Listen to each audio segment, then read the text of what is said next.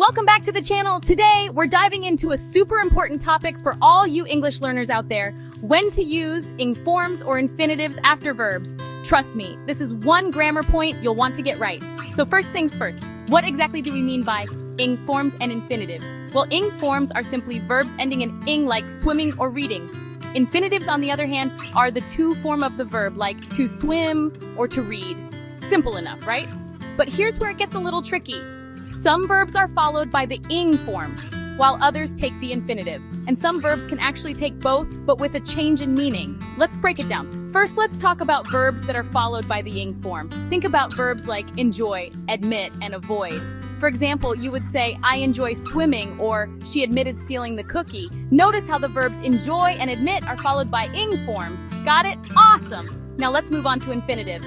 Verbs like want, hope, and decide are typically followed by the infinitive form. For instance, I want to learn Spanish, or he decided to join the club. See how want and decide are followed by to plus the verb? Easy peasy. But wait, there's more. Some verbs can take both ing forms and infinitives, but the meaning changes. Take the verb stop, for example. I stopped smoking means you quit smoking. But I stopped to smoke means you paused what you were doing to have a smoke. See the difference? Here's another one. Try. I tried calling her means you attempted to call her, but maybe you didn't succeed. But I tried to call her means you made an effort to call, focusing more on the effort rather than the action itself. Tricky, huh? Alright, so how do you remember all of this? Practice, practice, practice, and keep an eye out for those common verbs that have specific rules. Reading, listening, and speaking in English as much as possible will help you get a natural feel for which form to use. So there you have it!